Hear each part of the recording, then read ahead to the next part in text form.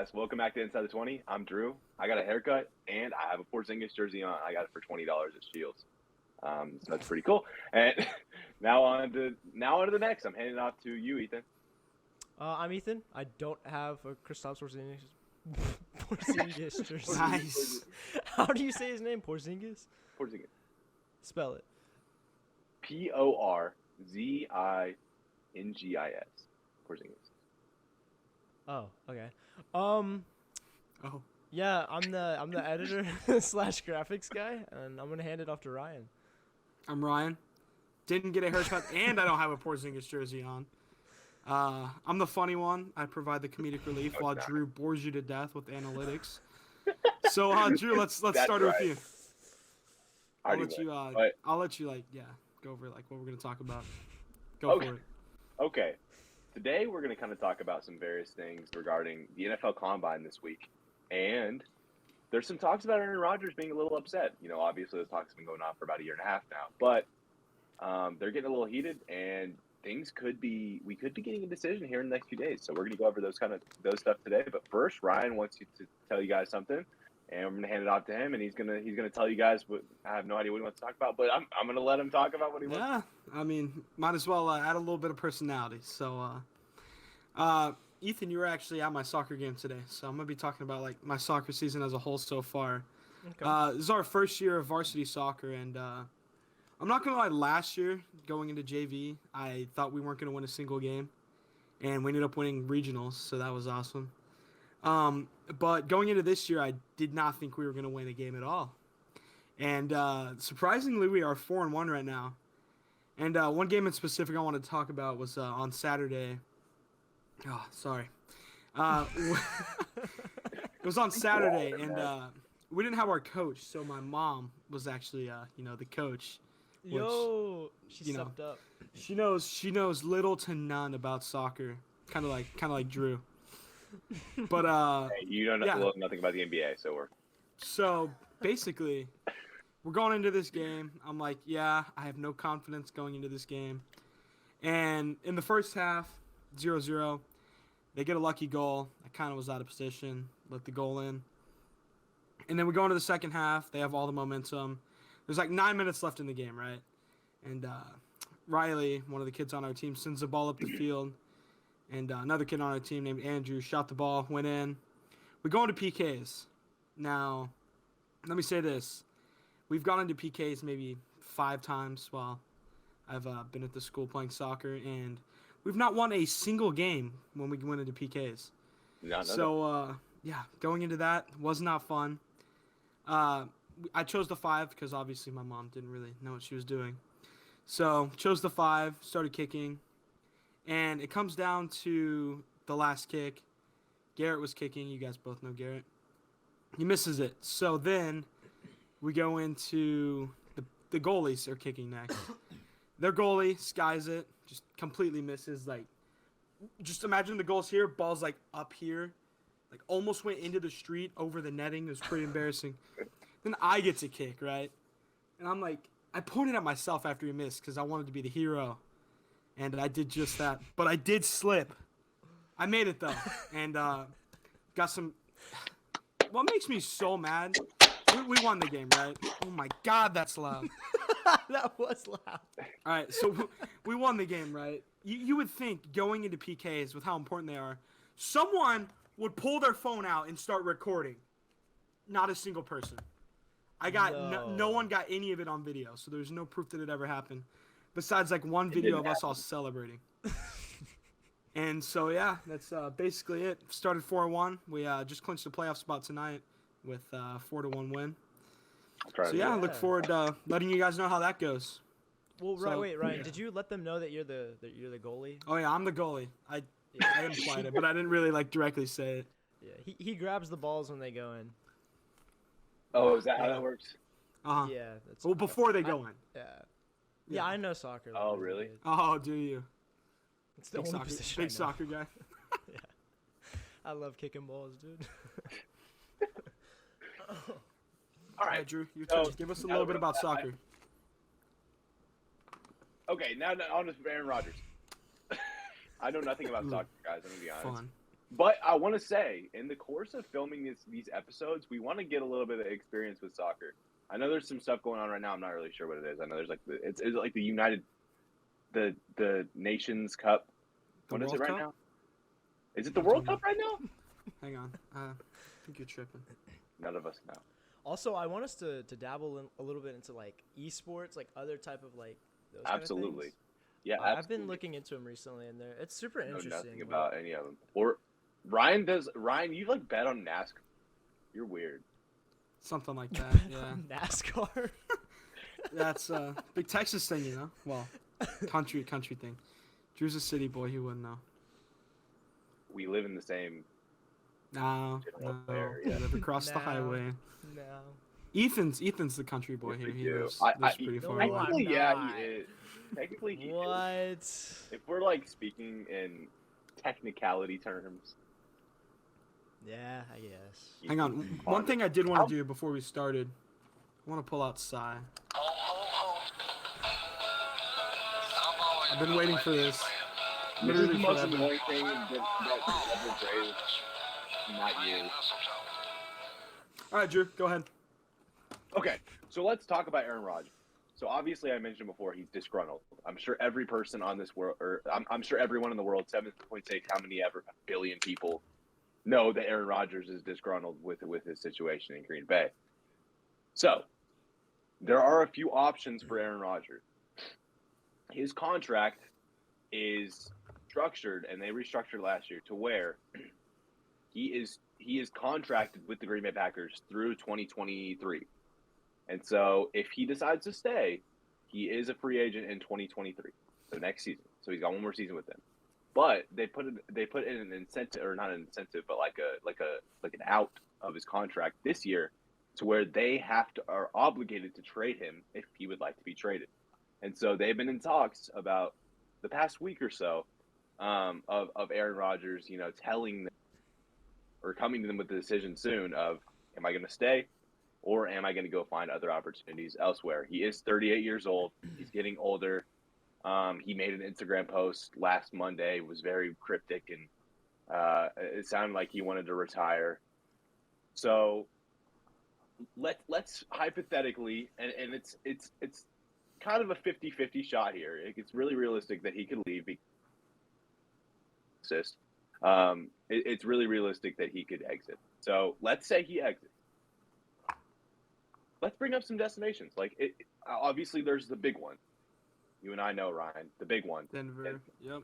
Denver's the big one. Denver's the one that's blooming. But we can talk about a Denver trade, and we can talk about what that. First, I kind of want to talk about what other options he could explore. What other teams are looking for quarterbacks? Because there are lots of other teams that are looking for quarterbacks, but not all of them are necessarily going to want a 38-year-old. I don't want to say he's on the decline yet because he's not. But a 38-year-old quarterback who has, at max, 2 years left in prime. So give me kind of a general trade, I guess, offer or idea that you have. Because I know both of you and I kind of bring some ideas. So go ahead and give me your first idea. And I've yet to hear this, so I'm curious. Now, okay, I have two. One's not like a full mock trade, but one would it's kind of just like I like to be a little bit funny with it. So the first one I started with was Rodgers to possibly Las Vegas for Derek Carr, 2 firsts and a third, which, I mean, obviously they need as much as they can get for Rodgers. Right. But I don't think you should give up that much. But that might be what it takes to get Rodgers. And then another one that I thought I was being funny when I did this, but Rodgers for Kyler Murray. Obviously, I mean, if you don't know what's happening with Kyler Murray, I haven't pulled out anything about that yet. I haven't done any mock trades yet. But obviously, Kyler Murray is just like Aaron Rodgers, crybaby. Will do whatever he wants. He thinks he is Jesus. So that'd be a fun one to put a mock trade in for. I'll let you I'll let you go into. Yeah, and we got to think. So let's say the Vegas one happens, or Rodgers gets traded somewhere where there is a quarterback already, but they're not necessarily happy with that quarterback. If that quarterback were to go to Green Bay, what would happen to Jordan Love? Like we don't really think about that. Jordan Love is supposed to be the heir apparent to Aaron Rodgers, much like Aaron Rodgers was the heir apparent to Brett Favre back in 2008. So sounds like there are some reports coming out. I don't know how true these are, but from what I've seen, they might be, somewhat true. That the Packers don't necessarily believe in Jordan and are willing to discuss offers for other teams that are interested in him. And if we're talking about teams that would be interested in Jordan Love, I think it seems like the Washington. None. I think He's not good. He's not good. It seems like the Commander. You don't know that. We don't really know, honestly. No, we do know. We watched him play against Kansas City. But in the preseason, dude was balling out. So he has potential, and he learned behind Aaron Rodgers 2 full seasons. There's no way that dude is just bad at football. He's bad at football. There's no way he's bad at football. There is a way that he is bad at football. I can promise you that. Dude, he was great in college. Not a first-round quarterback by any means. But he was good in college. Good enough to be a mid-second round guy that sits behind a good quarterback for a few years and steps up. What if he does go to the Washington Commanders, or he does go to wherever else?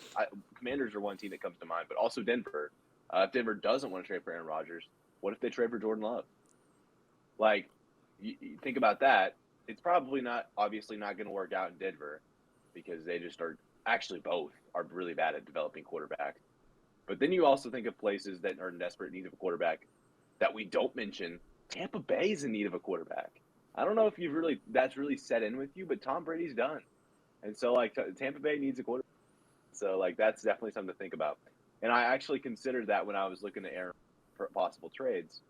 And they just don't have the assets to trade for Aaron Rodgers. I mean, they can give up some firsts and some picks, but their picks are so low from this year. And would be with an Aaron Rodgers acquisition that the Packers aren't going to want it. I definitely could see Denver though. I think the most likely destination is obviously Denver for Aaron Rodgers. I don't really see many other things coming to fruition, but I did have one trade offer that I thought was kind of interesting. Obviously, there would have been some talks about Aaron Rodgers wanting to go to the Steelers, which I think is just complete, not going to happen. But I came up with a proposal. What if the Colts trade for Aaron Rodgers? They give up 2 first-round picks, a 22 and a 23, and then some other picks mixed in, some 4th and 3rds and some mid-round picks. But then they trade Carson Wentz to the Steelers. That would be kind of interesting. That would be kind of giving up. At this point, 2nd and a 5th for Carson Wentz. I know the Colts traded a conditional 2nd for him, which has now turned into a 1st for the Eagles. And I guess the Steelers would probably have to, at that point, trade a 1st for Carson Wentz because he played worse in Philadelphia before he got traded than he did in Indianapolis. Personally, I don't know how to feel about these Colts trade rumors for Carson Wentz because personally, I think Carson Wentz didn't do all that bad. And sure, it was his fault that they lost that last game against the Jaguars. But it wasn't entirely his fault. I mean, they had some defensive struggles. They have some secondary issues. Kenny Moore's great. Xavier Rhodes is all right at this point in his career. But there are some other issues besides Carson Wentz that I think are more of an issue. The defensive line. The defensive line needs some work. I don't know. I don't think you should move on Carson Wentz quite yet. He's still actually fairly young. And he's expensive, sure, but you just went out to get him. You didn't really trade that much for him. I mean, you traded a 1st-round pick, but a number at what, 19? Or I guess not 19. Would it be 19? Yeah, 19. Not as valuable as a solid quarterback. So, especially in this class. I just don't know about moving off Wentz yet. What do you think, Ryan? I don't know. Would you move off Wentz at this point? Personally, I wouldn't. I remember earlier in the year, Wentz had an insane game, and I'll try and pull it up while I talk. He's had great But games. I mean, yeah, he's he's shown flashes idiot, of. but yeah, he had that one play against Tennessee where he just like pitched it, and I was like, "What are you doing?" Like he has some moments where he's like just stupid moments, but what quarterback doesn't have stupid moments? I mean, like that one behind me, lots of stupid moments. Oh, So. plenty. On and off the field. All right, let me go into Carson Wentz a little bit. Sorry, I'm a little bit funny. Not really. Not really. Happy with that joke? Oh, it was the game against Tampa Bay. He had one great game against Tampa Bay. He had one against Baltimore, and I forgot the one other game. I think it was the one against Arizona where I posted on my Instagram story and said, "This is why you don't give up on quarterbacks too early." Because Exactly. I was hopping on the Carson Wentz hype train, but then fell off towards the end of the season. Didn't play great, but he had some great games, especially against good defenses like Tampa Bay. Threw for 306 yards, 3 touchdowns. Did have 2 interceptions, but I mean, Tampa Bay's defense is just really good. For sure. For sure. And I think it's just too early to move off of Carson Wentz, especially, like I said, when you have other issues, other pressing needs. So, realistically, the most likely destination is Denver. So, if the destination is Denver, Ryan, do you have, like, a trade proposal? I know, like, Denver has a lot of pieces they could move for. A lot of picks, too. Actually, I don't because I only had time to do the one for the Raiders. So I'll let you go over that. Okay, well, one trade I have that comes to mind for me is Aaron Rodgers, obviously, to Denver, and Zadarius Smith to Denver. Little toss in, little cap dump off for the Packers Negative there. 40 million. Right, they would instantly clear that. The Broncos have cap space and are in dire need of a veteran edge rusher after losing Von Miller, which is the stupidest trade I've ever seen. For a second round pick too. What are you doing? And so you move Zadarius Smith and Aaron Rodgers for Jerry Jeudy, a 22 first, a 22 third, a 23 first, a 23 fifth, and possibly another pick in the future. A lot of picks, but you got to give up picks for 2 veteran guys that could definitely help your team out. Both of them. I mean, okay, let's kind of go over the fit. Obviously, Aaron Rodgers is a great fit. You have a really, really young receiver core that's still, even without Jerry Jeudy, still really solid. You still got Tim Patrick, Cortland Sutton, KJ Hamler. You have a lot of guys. You have a lot of guys who can step up, and there's a lot of free agent options. So that's obviously definitely a thing for Aaron Rodgers. Not the greatest O-line, but that's okay. I think he can work with that. Defensively, you now pair Bradley Chubb, a very up-and-coming edge rusher, with Zadarius Smith, a veteran edge rusher who can help elevate him. I think that on top of the secondary that they've got and the running back duo that they could possibly have by re-signing Melvin Gordon, they can somehow make that happen. Broncos are a good team. Yeah. It's going to be interesting to see Aaron Rodgers' decision being made. It may not happen this week. It may not happen this month. But seeing that decision being made is going to be breaking news, and it's going to be something that's very, very interesting this offseason. All right, now on to the event this week that's actually going to happen this week is the Combine. So, Ryan, this Combine is super interesting because we didn't have one last year, and you and I did a mock draft without even seeing any Combine really.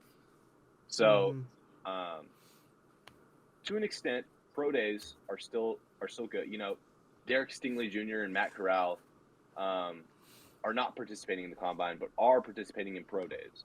So first, I want to ask you. This is kind of a question that I developed that's off the radar. I said I didn't put on the schedule or on the script there, but do you think that we should just do away with the Combine and just do pro day for colleges, or do you think the Combine is still something that we need to have? Sorry. Were you really not prepared for that? What? No, I was prepared for that. I got you. I did write down because obviously the combine there's a happy median for it. It's not good for the players that are really high up there because if they underperform, obviously their draft stock's A gonna lot of lower. pressure. And then for the lower players, it's their chance to raise their draft stock, possibly go from an undrafted free agent to a 7th, 6th, 5th rounder, depending on, because after the combine, all the hype starts to come up.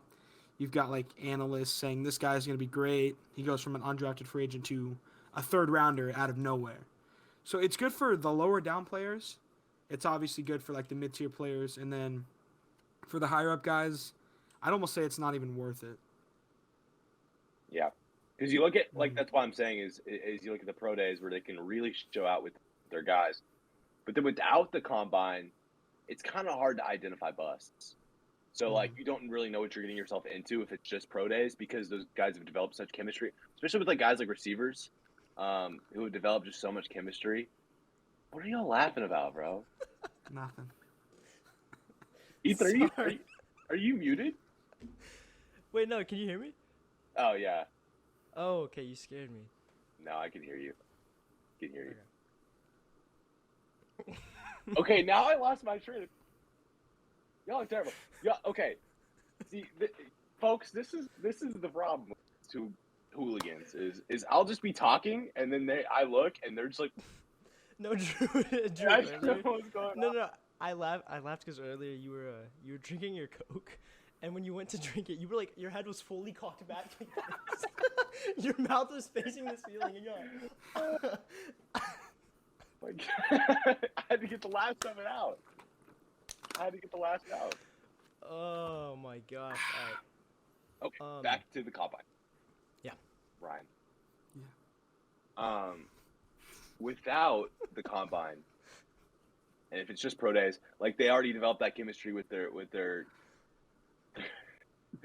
their schoolmates. I don't know what you call it. Yeah, teammates. Just call them teammates. Teammates, schoolmate. I don't know. Good job. You got this. Schoolmates. Schoolmates. Schoolmates. We're at the combine. Although combine, but then you also get the combine is not telling the full story. So you could have a guy draft or have great measurables in the combine, John Ross, and be terrible in the NFL. So, or it goes to the NBA too. It goes to the NBA too. For sure. Anyway, so what guys are you looking most forward to in the combine? I have 4 players down because that's really all I had time for. I basically just wrote down Lagging again. He's lagging Nah. again. Me? Nah, bro, stop. You're lying, right? Is it bad? Oh, you're good now. Okay, Alright, you're I'm good. You're Sorry, guys. right. He's 4. not. No. Still happen? Yep. Still Just happen? go. It's fine. It's fine. Nah, if it's bad, I don't want to Nah, you're good. Nah, I don't believe you. No, I'm saying it's fine. It doesn't matter. Wait. Is it happening now? Is it No? It's just Am I your good? voice is delayed. Yeah. Hang on. Is it still? No, we're good. No. Yes? No? Maybe? Yeah. Oh yeah, you're good. We're good. All right. No, I'm just gonna. See you whether Oh or my not god. started.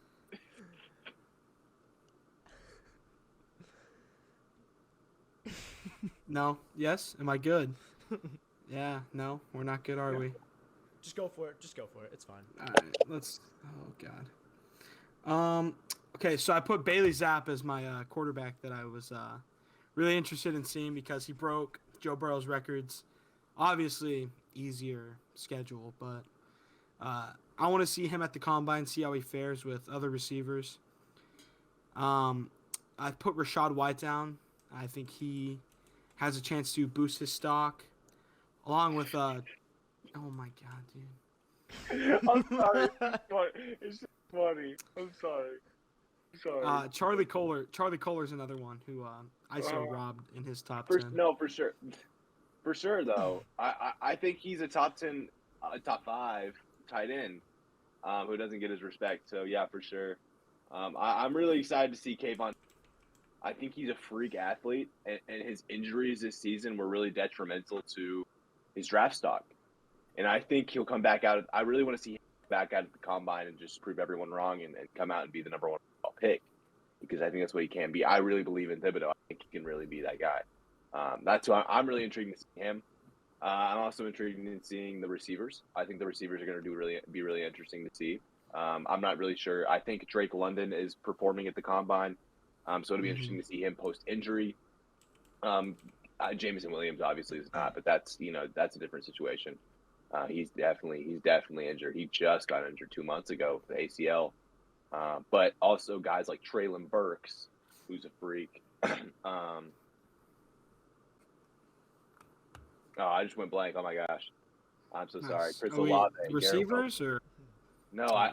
Chris Olave, Garrett Wilson, all the Ohio State guys, and then even guys that are kind of obscure, not obscure, but lower round guys like Jahan Dotson and Romeo Doubs, like guys that are just gonna come out in the combine and really have something to prove.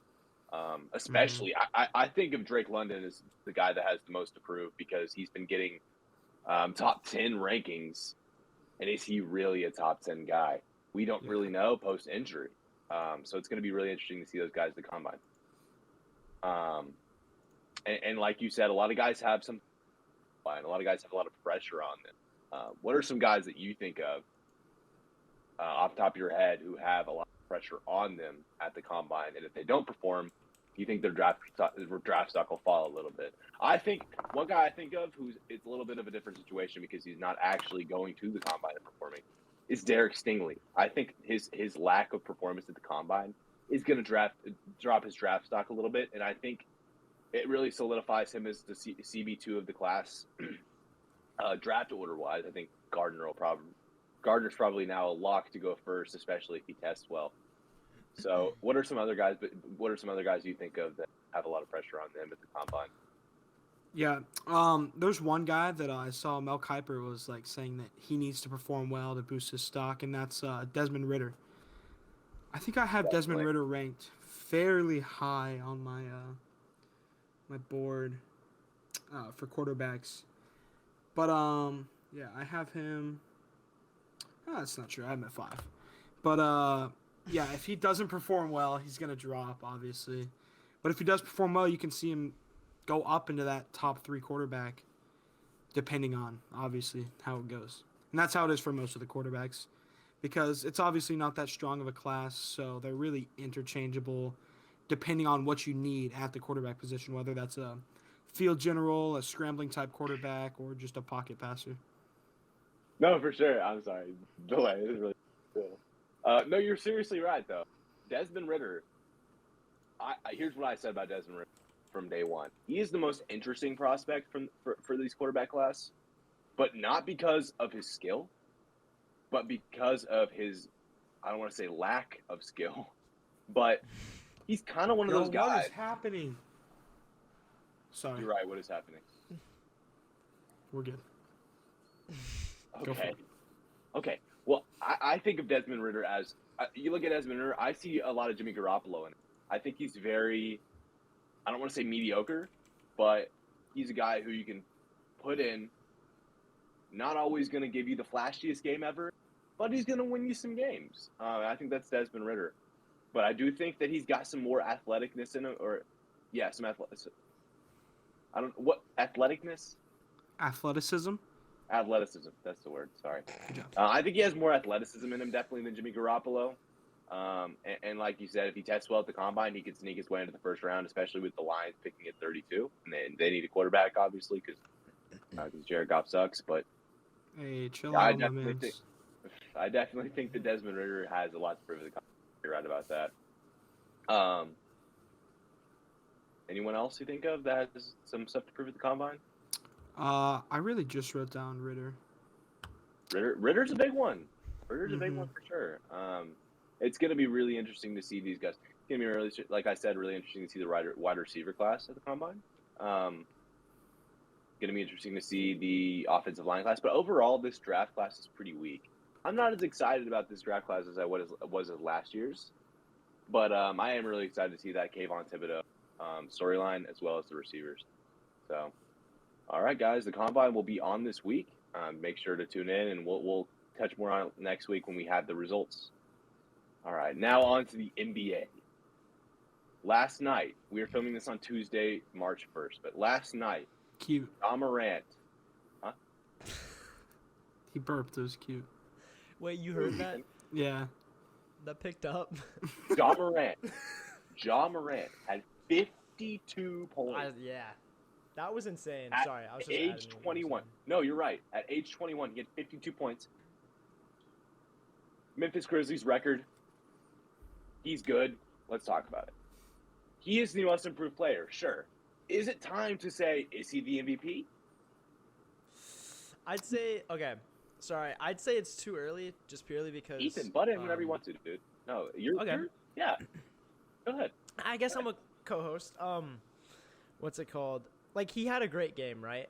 Absolutely. But it's not something like DeMar DeRozan. He's been like consistently just killing it, right? Like over a good basis. So it's like, I'd say, I mean, and Ja's been killing it too, right? But I just think one good game shouldn't be like, oh, MVP. Like, if he keeps doing this consistently, obviously not 57 points a game, but if he keeps like consistently, you know, just killing it and keeps going, I could see it. And he's getting like all over Instagram, he's getting D Rose comparisons, and I can honestly like, to an extent, Ryan, what do you see? Sorry, Ryan spamming the Discord. Is he? It's Ja Morant. Oh, he is. Oh my God. But yeah, no, I can actually see it, and like the D Rose comparison, it's like that's a real comparison. Like, Drew's reading through the Discord. Sorry guys, we send some memes while we talk. They're not appropriate, most of them, to show on video. 99% of them are not, and 99% of them from Ryan. That's not true. That's why I said 99%. Oh, It's like 50-50. dude, why are my Just teeth being so Ryan. young? Are y'all seeing this? Look at my teeth. What? It's the lighting, bro. It's the lighting. Gotta be Your the teeth lighting. are like wider Just than you. mine. Just you. Gotta be the lighting. Anyway. I'm gonna put it in like in editing. I'm gonna make them so much more yellow. This uncut one is going on YouTube, right? Mhm. Yeah, that's what I thought. So this is like the uncut one we put out for just a refresher for you guys, and then like throughout the week, it's like little clips, and they're more edited, and they're like funnier. Like the Russ one was really good, and I thought it was Yeah, really I like the rest one. It really captured us just messing around. Yeah. Okay. Anyway, back to Ja Morant. Definitely the most improved player. There's like no debate about that. It's like Joe Burrow winning comeback player of the year. There was no debate from midseason point. But I think that he is consistent. Yo, What just happened to Ethan? he flipped. What just happened, dude? You flipped. He flipped. He flipped. I don't know how to fix it. Hold He on. flipped. Wait. Yeah. Okay. Sorry. This is good. This is good, guys. This is comedy right here. This is comedy. I Especially lost with my train of delay. thought though. That's the problem. We're talking about Ja. I'm a jaw. Yeah. So Talking about how I see a he's little good. bit of Allen Iverson. He's got a ton of spring to his step. He can shoot better than Allen Iverson for sure. But I see that springiness in him. But I also think that he has a better team around him, and I think the Grizzlies are doing him more justice than the 76ers did with Allen Iverson. Which that situation was so interesting because the 76ers have historically been a really good franchise. And they just didn't do Allen Iverson good by his surrounding cast or whatever. Anyway, Right. Ja Morant has a very good supporting cast. It's only getting better. The addition of Steven Adams was perfect this offseason. And guys like Desmond Bane and Dylan Brooks are stepping up and playing excellent defense. And then he's just posterizing. So I think the Grizzlies, they're not a contender yet, but they're scary and they're up on the rise. And I wouldn't be shocked if Memphis won a championship in the next 5 years. Agreed. I wouldn't be surprised. But, yeah, I agree, Ethan. A little too early to say Ja's the MVP, but case, and he's consistently putting up monster nights. He's looking like a future star in the making, and Already is. props to him, man. Props to him. Yeah, already is a star, superstar in the making. And is it time to say he should have been the number one time? I mean, I know Zion's only missed a few months here, but is it time to say Ja was the better pick? I'd say I he don't is know. the better pick. I mean, like maybe not necessarily the better play. I'd say as an all-around player, like when you're looking for points, Ja's not like bad on defense. I mean, he's pretty good at defense. I mean, he's a huge guy. He can get around. But like Ja does everything right for his position. Obviously, they play different positions, right? Right, But very different. as a point guard, like, I mean, he has it all, and he's just killing it. I'd say at this point, injuries aside, I'd say I put him above maybe because of the injuries. Maybe injuries. That's also something you have to look at with players. Like if they're injury prone. It is, and I saw. I'm never gonna come out here and say, "Oh, Stephen A. Smith had a good take," because he never does. But he was saying that Kevin Durant and Greg Oden. Look at that, the 2007 draft. Greg Oden went first overall to the Portland Trailblazers. Had a lot of potential in his rookie and sophomore year, and then was just demolished by injuries. But he had a lot of potential, and there was one point where he was averaging 15 points. But then you also look at Kevin Durant and how he eventually, superseded him and is now one of the best players in the world. Right. He's saying it drew comparisons to that, and I agree. I think it's a little early to say, Zion Williamson is the next Greg Oden. He's definitely better, much better than Greg Oden was.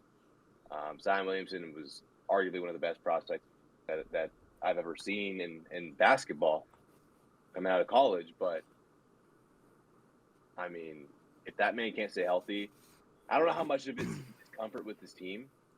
But if he can't stay healthy to save his life, I don't know how much. Yeah, I don't know how much longer I can pick. Yeah. Hasn't he gained some weight as well? Oh He yeah. gained a lot of weight. He's already a big boy. Yeah.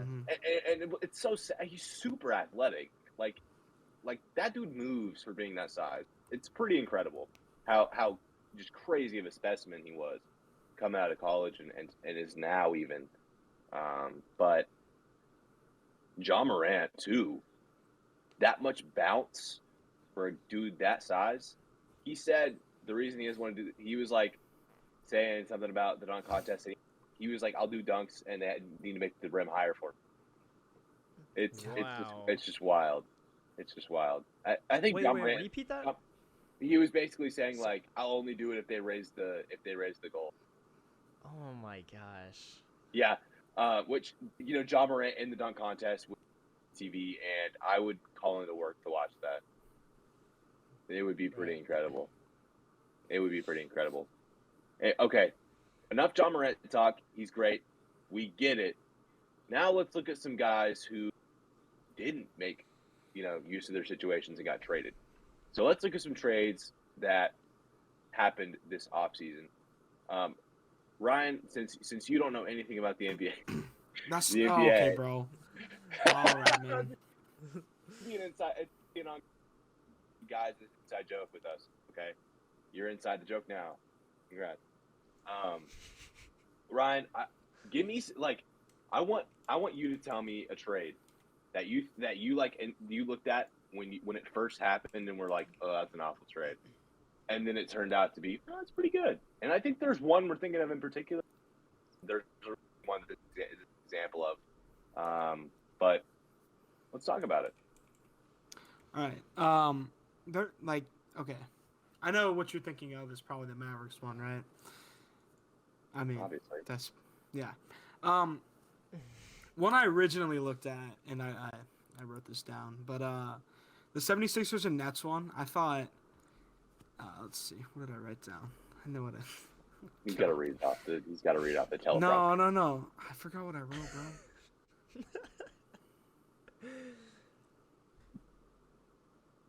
bro. Okay, yeah, that's what I wrote. I wrote like the 76ers were, they're here for they're trying to win a championship in the next 2 years. Mm-hmm. And I think it's too early to rate that trade because the Nets got insane future with the picks and everything else. But if the Sixers don't win a championship in the next 2 years, then that trade was an L for them. No doubt about it, honestly. Yeah, because the Nets got a lot of valuable pieces back that will Mm-hmm. last. Ben Simmons, whether you like it or not, is an excellent player. He's a crybaby. He's even worse than Rodgers, but he's definitely still an All-NBA caliber player who is going to make a huge impact on that team. It's still, you could still argue that it's big three. That's big three with Ben Simmons, Kevin Durant and Kyrie Irving. You can still argue that's a big three. It's just less caliber of a big three, and it's a better defensive big three. Obviously, Kyrie doesn't play a whole lot of defense. Kevin Durant, put some respect on his name. He's been playing some good defense the past few years. So, yeah, I agree. I think the Nets definitely won that trade but if the Sixers win a championship this year, which I think that increased their chances to, the way Harden's been playing with them, if they don't win a championship, like you said, then it's a loss. But then you also look at the trade, like you said, between the Mavericks and the Wizards, where the Mavericks moved off Porzingis, mostly a salary move, it seemed like, and acquired Spencer Dinwiddie and Davis Bertans, who were both obviously disgruntled and had expressed their concerns and unwillingness to be part of the Washington Wizards organization. The trade, at first, I was appalled. I thought it was an awful trade, the way Dinwiddie had been playing, the way for that matter. Both guys have been averaging under 15 points. And there was one point where Dinwiddie was a star. So I did see that, and I did see the potential in the trade, but there was also a point where Porzingis was an all-star, and Porzingis had been playing so well for us before his injury. But I'll underline that injury. There's so much injury concern with Porzingis. He's literally the dude from SpongeBob. That my leg. Every day I break my Every day I break my arms. Every night. That's Kristaps Porzingis. And so you think of that, and then you see Spencer Dinwiddie balling out and hitting a clutch three to beat the Warriors, and you're like, it's a win, because it is. It's a win. That's a trade that I was, as a Mavericks fan, I was so utterly just like, why didn't we just stay put? That now I'm like, it's a win. It's a win-win, because the Wizards got a guy they can lean on with healthy. Obviously, the Wizards are poverty and need some help, and they always will for whatever reason. But they have a guy they can lean on, and then we have two guys who can come off the bench and be solid role players, something that the Mavericks miss. Guys that come off the bench with consistency. Consistency is one thing the Mavericks miss so badly. Even Luka's not always consistent. And consistency is just so... What are you laughing about? Oh, my God, dude. Ooh, Ethan sent a leg press thing. Oh, guys. y'all, I have the chat closed for that exact reason. Anyway, Dallas was lacking so much consistency that they just gained back. So that's definitely a win for me. Now, let's look at some trades that we think are losses at the moment. Ryan, you had one in mind, in particular, your guy, Tyrese, that you thought was... Yeah. And I agree with you. I think, Sabonis is a great player, don't get me wrong, but I think Kings moving off of Tyrese Halliburton was the worst mistake that they'll ever make. Mm-hmm. Awful mistake. And the Especially Pacers, the Pacers just got a huge win in getting Tyrese. They've got a guy they can lean on for years. And they got Buddy Hield. So young. Yeah, Buddy Hield's older, but I agree. He's a knockdown shooter. He's not streaky. He consistently hits threes. Definitely think that trade was a loss for the Kings. And like I said, Sabonis is an excellent player, and obviously they were acquiring more talent currently than the the Pacers were necessarily. But in the long run, the Kings are going to regret it. I feel like I think they're going to regret it. It just goes to show the Kings are poverty. sure. Kings are poverty. Pacers are poverty. All the poverty teams making trades. Mavericks are poverty. Mavericks are poverty. I'm so sad. We're actually playing right now. I'm trying to keep. Oh, really? Yeah, we're playing the Lakers right now. So. What's the And I score? actually have money. I'm actually playing draft. Okay, one last thing. I was about to close the video, but one last thing I wanted to touch on before we go. Ryan, Yo. who can beat the Suns without Chris Paul?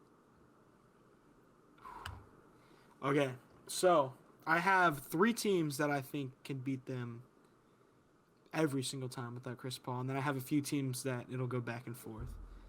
Now, one of those teams being the Warriors, obviously. They've been back and forth. The Suns kind of took off. Warriors, didn't fall off, but, lost a few games. A little bit. Suns have, I think, a 6-game lead in the West right now. Right? Something like that. 5. All right. And, obviously, the Suns, they're not skidding, obviously, because it just happened, but they've dropped the last 2 games to the Pelicans and some other team. Probably irrelevant. Doesn't matter. So, yeah, I think the Warriors can end up beating them. I think the Grizzlies can also beat the Suns with Ja, obviously.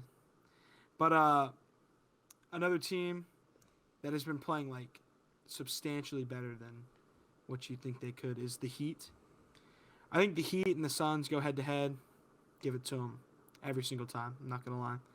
And then 2 teams that I think would go back and forth with the Suns is the Bulls and the Sixers. But I think the Sixers have a better advantage over the Suns than the Bulls do because of Joel, obviously. And Harden. So, those are my 5. Suns play good defense, though, so that's a good point. Yeah. Losing Chris Paul is definitely detrimental, and you can definitely see that. But I think with Chris Paul back, the Suns are the scariest team in the league. They've got a heart of vengeance after they lost the finals, and they're playing even better than they were last season.